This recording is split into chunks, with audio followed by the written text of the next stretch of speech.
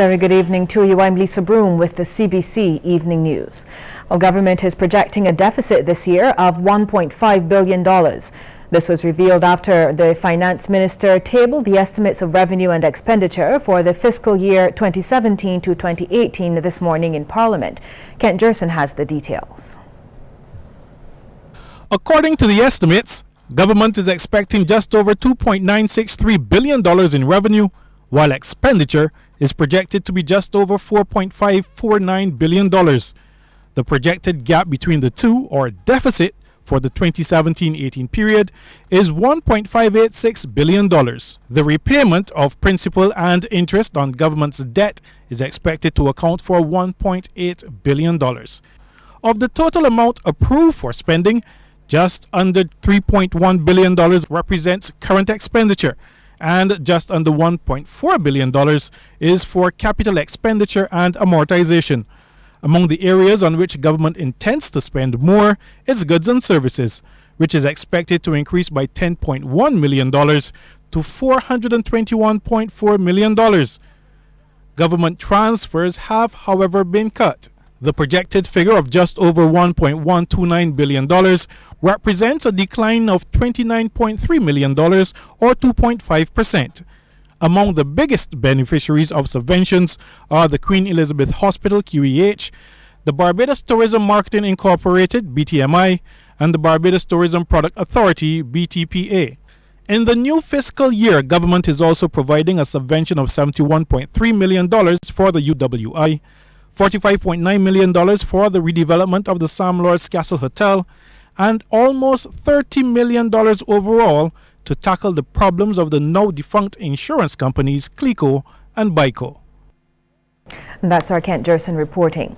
A priest in charge of the St. Barnabas Church, Father Mark Harewood, has been appointed chaplain of Parliament. He succeeds his father, Canon Ivan Harewood, who retired from the post at the end of 2014 after serving for 28 years. Leader of Government Business John Boyce made the announcement this morning and congratulated Father Mark on his elevation to the post. Reverend Father Mark Harewood has been acting in the post since then, and by all accounts has discharged of his duties in an exemplary manner. I therefore wish to confirm that the Management Commission, under Section 4.1 of the Parliament Administration Act, Cap 10 of the laws of Barbados, has agreed to the appointment of the Reverend Father Mark Harewood to the post of chaplain. An appointment, it is fair to say, has the blessings of both sides of this chamber. Leader of Opposition Business Santia Bradshaw also congratulated Father Mark. I too would wish to take the opportunity to endorse the comments of the Leader of the House in congratulating Reverend Father Mark Harewood. He has certainly held the position acting in a distinguished manner, bestowing on us good wishes, and certainly got the Lord's prayers at every sitting that we have had the pleasure of having him, and I would hope that that would continue for the remainder of his tenure in office. And Prime Minister Fundle Stewart commended Canon Ivan Harewood for his work. He described him as a distinguished clergyman who rendered great service to Barbados, particularly to the Christchurch Parish Church and Parliament. The presence of Reverend Mark Harewood discharging the responsibilities of chaplain has had the effect of bringing to life the biblical statement, "He who has seen me has seen the Father."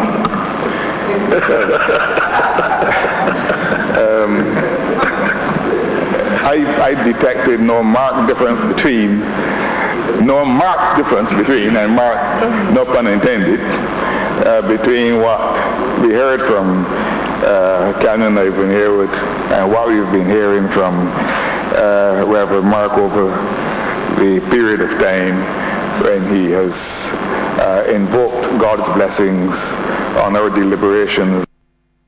Housing Minister Dennis Kelman wants Barbadians to be more productive. He made the call in the lower house while piloting a resolution to acquire 2.9 hectares of land at Brighton Plantation St. George for housing development. Mr. Kelman said the NHC took a decision back in 1994 to reduce its costs and now wants help with its debt. Different thing.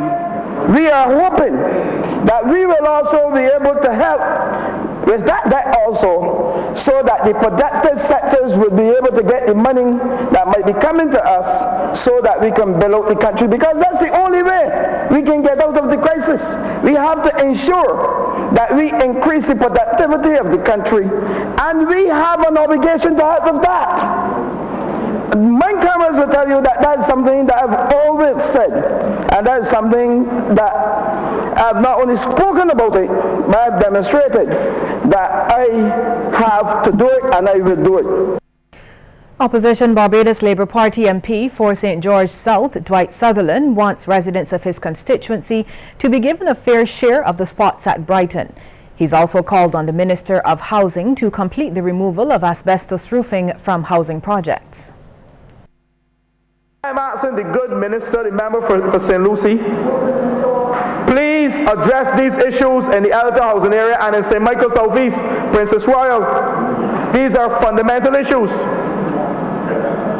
And Mr. Speaker, my final point to the member for St. Lucie and to the Democratic Labour Party. Let this project, the acquisition of this land, be truly low income to benefit my people in St. George South and whoever else. A government backbencher thinks politicians across the political divide have to start talking straight to Barbadians about the true state of the housing market. St. Michael West Central MP James Paul says this is especially critical given the current financial situation, as well as the changes in the housing market over the years. He's also suggesting government find some creative mechanisms to help people acquire homes. The difficulty is sometimes is that I guess in the past that the partnerships that governments have gone into has mainly been with what we would call the larger contractors. But it is not unreasonable to think that maybe we can develop partnership relationships with smaller contractors too at the same time. And that can happen if also through our normal financial institutions, including our credit unions, can maybe work out with smaller contractors ways and means by which they could finance projects. Mr. Paul also supports government's infilling program where spaces are found in existing housing areas to build additional lots. He thinks it's a much better option than taking up valuable agricultural land for housing. In other news now, the Barbados Labour Party has stepped up preparations for its march entitled Step Up If You're Fed Up. It's being held this coming Saturday and will start and end at the Jubilee Gardens. Shane Jones went along for this morning's site visit. BLP General Secretary Dr. Jerome Walcott says the march was planned by the opposition to express its disgust at how the country is being run. We have come together and we stated a week ago that we're going to have a march of protest, a march about the situation in Barbados, and really trying to see if we can entreat the government to do something about the situation in Barbados at this time, and noting that it is also on the eve of the estimate, so that some provision will be made in terms of policy going forward to try to rectify the situation in Barbados. The march leaves Jubilee Gardens at 4:30 in the evening. It's going to leave here at 4:30 and goes around by the St. Mary's, comes around the city centre car park, going up Broad Street, over the bridge, circling around by the police station and coming back down to here, where we will culminate with the rally. Dr. Walcott says he would be happy with an attendance of 5,000, while stating he does not foresee a clash with the Life in Leggings movement, which is staging a march on the same day. I don't know why there should be a blowback. I know much was made of it in the media and certainly on Facebook in terms of persons trying to politicize one or the other. I'm not here to cast name, but I mean, we have met and there's been a peaceful resolution. The Life in Leggings March takes place at 3 o'clock on Saturday, as they had previously planned. Ours takes place at 4:30. There will be, as far as I know, leaving from Queen's Park and returning to Queen's Park, and they're going to have their rally. it is not expected that there will be any clash. The General Secretary dismissed claims that the March 11th date was specifically chosen since it falls on the exact date of the death of former Prime Minister Tom Adams 32 years ago. Nonsense. That's absolute nonsense. And you don't celebrate the death of a leader, one as important to this party as Tom Adams. No. Just coincidence. There will be a rally at the end of the march with speeches from BLP party members and the public. Shane Jones, CBC News. And as you just heard, there's another big march taking place this Saturday. It's the Life in Leggings Walk. And here to tell us more about the event is the Assistant Director of the movement, Lucy Hammonds. Lucy, welcome. Thanks for joining us. Thank you so much. So now I know you have a very strong presence on Facebook. That's where you originated, I think. Yes. So tell other Barbadians now, our viewers, what Life in Leggings is about. Okay, so Life in Leggings is a charity that was created off of the hashtag that happened online in November of 2016, and it is a calling for solidarity for anyone who wants to make noise against gender-based violence, specifically focusing on women and girls. As you may know, we have a culture of ignoring, or not ignoring, but responding not necessarily as appropriately as we should to elements of rape culture. So we started a hashtag around it. So when you say rape culture, explain that. You have to go into a bit more detail. Rape culture is a cultural response to sexual harassment, sexual abuse, anything like that. So it doesn't have to go all the way to rape. There are stages. There are stages that get you there. Yeah, yes. Absolutely. And you're not satisfied with the response to it. No, it's almost like it is accepted. Like you're a woman, you're walking down the road. These things will happen. So who cares? Exactly. You're wearing leggings, so you're pretty much asking for it. That kind of idea, that kind of ethos is something that we want to challenge and change within not only the Barbadian society, but also throughout the entire region. Now, we've heard some arguments saying that this type of movement is superficial. Like I said, it happens, you're a woman. How do you respond to that, and what is next once you have all of these reports coming out? I suppose there'll be people who will want a movement like this, a powerful movement, to be broken. So they'll like to silence it. I mean, women have been notoriously silenced throughout centuries. So I consider that that's just another one of those moments. And what you have to do as someone who is standing for the eradication of the rape culture, is that you then say, you know what, I'm just going to not listen to you right now because this is important and we need to speak, as you saw with the entourage of people talking on the hashtag. And what's next for us? Well, we have a march, we have projects all around the idea of eradication. Our whole title for the charity is Life in Leggings, Caribbean Alliance Against Gender-Based Violence, and we aim to do that specifically through empowerment and community education. So any project that has that kind of, once again, that accessible, that is accessible to the public for you to learn and become empowered as an individual, because we're all responsible in making a change. So. How do you respond to people who say that a woman's self-respect, what she thinks about herself, is somehow tied up into the way she dresses? I consider that to be problematic thinking. How a woman represents herself or how a woman dresses has no indication of her own sense of value or her own sense of worth, and no one has the right to take that away from her based on what she's wearing. You don't disrespect a woman, well, you shouldn't disrespect a woman no matter what she's wearing. So that's it, really.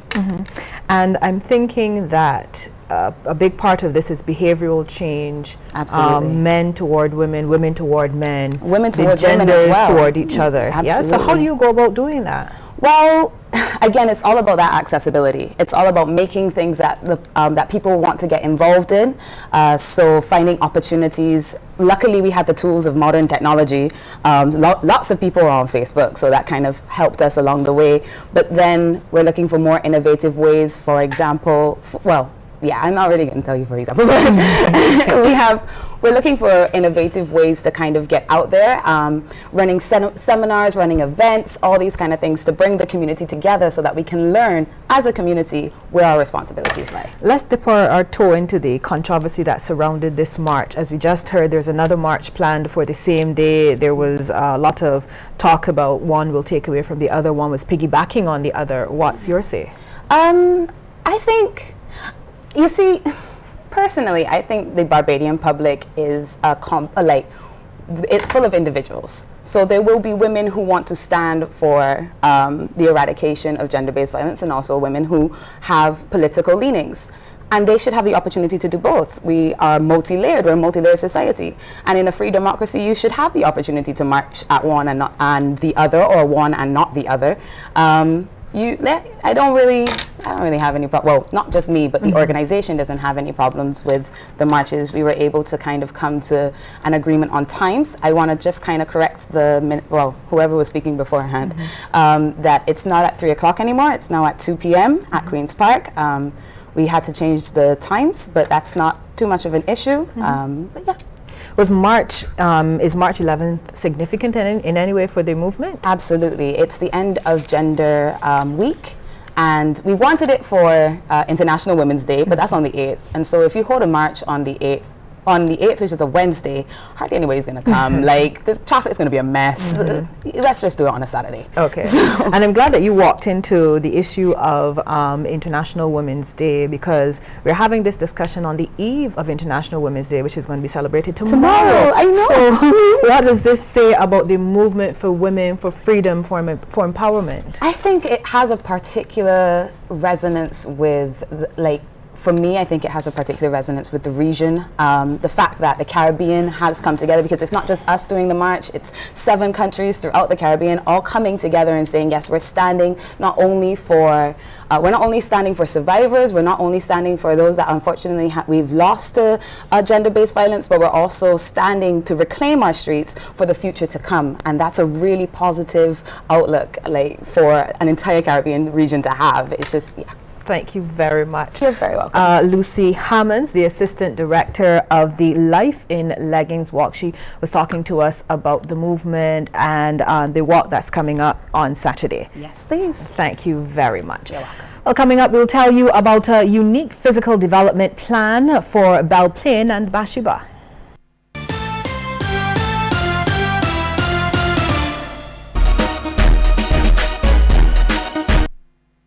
Don't let your data experience slow you down. Step up to Digicel, Barbados' fastest 4G network, more than twice as fast as the slow network. Get more with Digicel.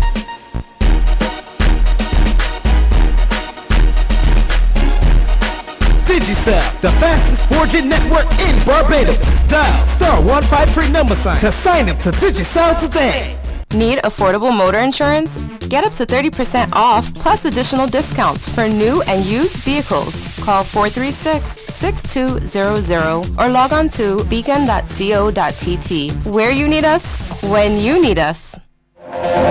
On your mark, get set, go! It's the Pioneer Dairy National Primary School Championships 2017 at the Usain Bolt Sports Complex.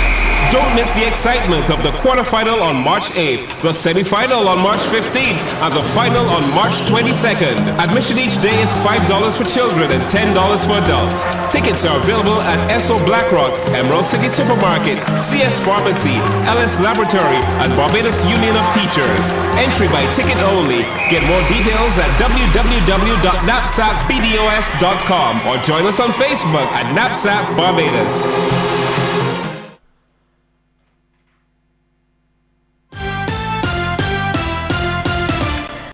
An ambitious vision has been revealed for Belle Plaine St. Andrew. The area is earmarked to become a unique tourism destination, that is, and a model for the green economy.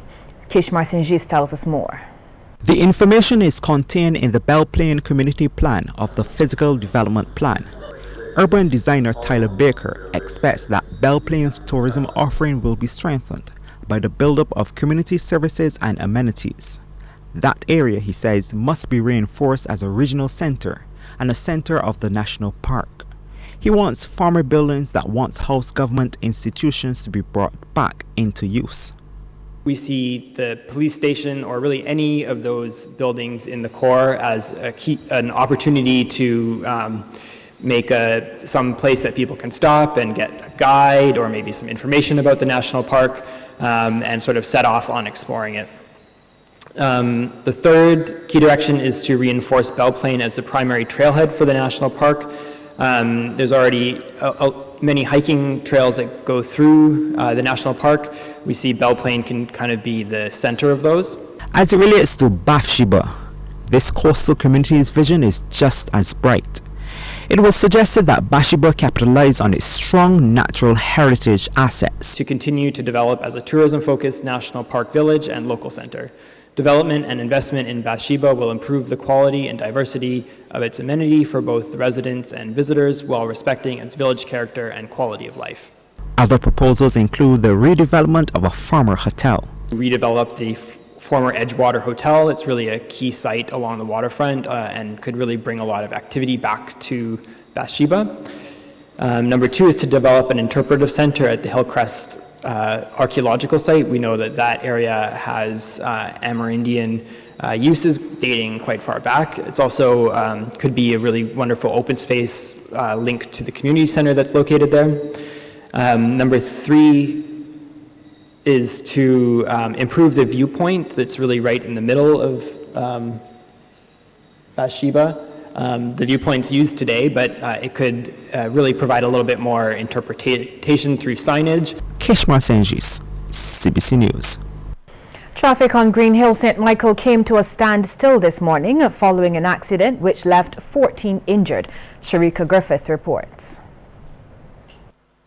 Early morning commuters heading to Warrens and the city had to find a new route today following a vehicular accident on Green Hill St. Michael. Around 8:30, a motorcycle carrying 36-year-old Jomo Bascom and 24-year-old Kojo Bascom, both of Bank Hall St. Michael, was involved in an accident with their route taxi. Both men were transported to hospital by ambulance after they were thrown several feet from where the motorcycle came to rest. Jomo, a postal worker, received the most serious injuries, mainly to his head, face and left thigh, and is currently listed as serious but stable. His pillion rider Kojo was left nursing injuries to his back, hands, feet and neck. 36-year-old Tone Yearwood of Eden Lodge St. Michael was behind the wheel of the route taxi, which also crashed into a nearby fence. 12 people on board, including the conductor, complained for minor injuries to the neck and back and opted to seek private medical attention. Sharika Griffith, CBC News. Barbadian businesses and citizens are being called upon to assist one of the most precious members of our society. This was revealed as one entertainer launched a massive fundraising effort to help 2-year-old Daniel Best. Kareem Smith has that story. Meet 2-year-old Daniel Best. He's a bouncing toddler full of excitement, promise, and innocence. But while he may look perfectly normal, his mother, Tanya Best, says he's battling serious health issues which continue to make his future uncertain. He has dysphagia, which means he has difficulty swallowing. So he cannot have anything unless it's pureed or thickened. He has nothing solid. His body can't digest it or break it down. Then he has his lungs, he'll be forever wheezing. So then he'll be on these steroids for a long period of time. Then he has the problem with his stomach. He'll be in lots of pain. And then, well, when he passes stool, it has blood, sometimes it has mucus, sometimes it has both. She says since Daniel was about 3 months old, he's been admitted to the Queen Elizabeth Hospital up to 6 times, receiving multiple diagnoses and an array of different medications. Most notably are the steroids, which have resulted in his bloated appearance. But they're both hoping to turn a new page, with a number of local celebrities will be participating in a cricket match to raise the 104,000 Barbados dollars to get Daniel to Toronto for the treatment he so desperately needs. Red Plastic Bag will be the captain of the Scotiabank Volcanoes, while the mighty Gabby will lead the Good Time Snacks Wind Force. Other celebrities include Rupi, Edmund Yearwood, Lead Pipe and Sadis, Lord Zen, and even Farmer Nappy out of Trinidad and Tobago. And the rules are different in this game. There's more excitement. Each team will have 20 players. They will have grade A batsmen and grade B batsmen. Grade A batsmen, 8 of them will bat 3 overs each. Grade B batsmen will bat 2 overs each. The match, which bowls off on April 2nd at the Windward Cricket Ground, starts at 11 a.m. Admission costs $40 for adults, $20 for teenagers, and it's free for children. I have been to so many people, so many places, and you know, hearing people say we don't help people like you because Daniel doesn't look like a sick child. You know, I have been rejected from quite a few people and businesses. So having help find me, it means a lot to me because no, it feels like a load has been lifted, and it means a lot. Officials are calling on Barbadians and corporate Barbados to come out in full support of Daniel. Kareem Smith, CBC News. We'll still to come a look at some of the stories making headlines across the region.